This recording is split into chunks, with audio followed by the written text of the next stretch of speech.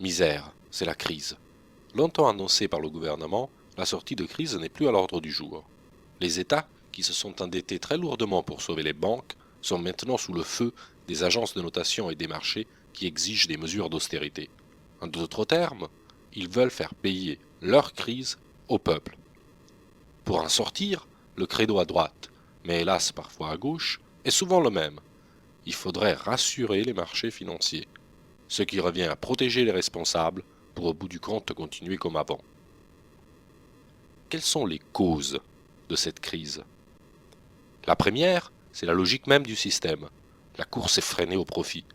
Les capitalistes se contrefichent de l'environnement, de la détresse sociale, de la famine ou du mal logement. Pour le capitalisme, le comment importe peu. Ce qui compte, c'est combien cela rapporte. Or, comme depuis 30 ans, la spéculation financière est devenue l'une des principales sources de profit pour les capitalistes, il est pour eux hors de question de couper la pompe à fric, quel que soit le prix à payer pour les peuples. La deuxième, c'est le rôle des banques. Jusqu'en 1974, l'État empruntait directement auprès de la Banque centrale sans intérêt. Depuis, il s'est tourné vers les banques privées. Avec Maastricht en 1992, il est même obligé de passer par ces banques. Il fallait bien leur garantir une petite rente supplémentaire. Un business terriblement juteux, puisque depuis 1974, ce sont 1200 milliards d'euros qui ont été versés aux banques en intérêts. Un chiffre qu'il faut rapprocher des 1640 milliards d'euros de dette publique qu'on nous agite sous le nez. La première cause de la dette publique, c'est bien l'appétit des banques. On leur versera cette année 45 milliards d'intérêts, presque autant que le budget de l'éducation nationale. La troisième cause, c'est l'endettement des ménages. Depuis 30 ans, la part des salaires de la redistribution des richesses n'a cessé de baisser au bénéfice des revenus du capital. Les riches plus riches, les pauvres de plus en plus pauvres. Résultat, un endettement massif des ménages. Or, c'est justement ce surendettement, notamment aux États-Unis, qui est à l'origine de la première crise, la crise des subprimes. Enfin, la quatrième cause, c'est la générosité envers les plus riches. Lorsqu'on parle d'endettement public, on évoque toujours un excès de dépenses, jamais un manque de recettes. Or, depuis 2000, les gouvernements ont multiplié les réductions d'impôts et les exonérations fiscales, au bénéfice des plus riches, évidemment. Pour la France, ces cadeaux fiscaux qui creusent un peu plus la dette représentent 110 milliards d'euros par an, le double de ce que rapporte l'impôt sur le revenu.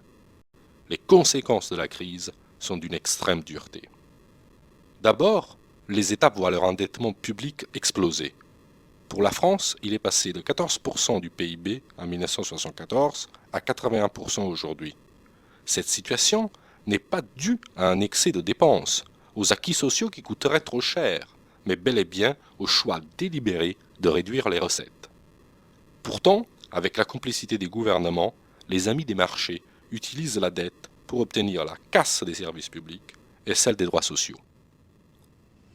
Ensuite, les politiques d'austérité viennent aggraver la récession. La réduction de la dépense publique, le plafonnement des salaires et des pensions aboutissent à moins de commandes pour les entreprises, moins d'emplois et bien sûr moins de recettes pour l'État. Un véritable carnage. Au bout du compte, loin de tirer les leçons des crises à répétition et de l'impasse dans laquelle nous pousse la cupidité des spéculateurs, nos leaders politiques ne font que suivre les recommandations de ceux-là même qui ont échoué. Après qu'ils nous aient cassé bras et jambes, il faudrait continuer à écouter les bons docteurs du FMI, de la Commission européenne, des agences de notation et du gouvernement. Ils n'ont qu'un objectif, nous achever, en nous entraînant toujours plus loin dans leur logique folle. La dette est pour eux un prétexte. Non seulement ils ne sont plus crédibles, ils sont dangereux. Pour rompre cette spirale infernale, le Front de gauche fait 3 propositions. D'abord, depuis l'obligation faite aux États de se financer sur les marchés, ceux-ci se gavent avec la dette. La preuve, les banques n'ont jamais fait autant de profits que depuis 2009. Ça suffit. Il faut un droit d'inventaire sur la dette, il faut traquer la dette illégitime pour, le cas échéant, mettre un terme à son remboursement. Ensuite, pour sortir des dérives actuelles, nous devons remettre en cause le recours au marché comme mode de financement des États. il faut instaurer un financement direct des États par la Banque centrale européenne. Nous sortirons ainsi l'État des griffes des marchés financiers pour retrouver la maîtrise d'une véritable politique économique.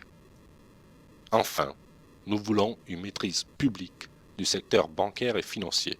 Il faut nationaliser des banques et mettre en place de nouveaux critères pour le crédit.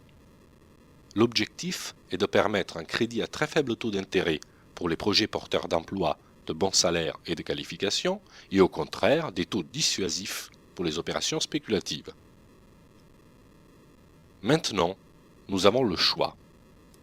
Soit nous faisons confiance à ceux-là même qui ont créé cette crise, à ceux qui prétendent, stupidement ou cyniquement, refonder ou moraliser le capitalisme, ceux qui se sont également montrés incapables de sanctionner les patrons voyous et de brider les pratiques spéculatives.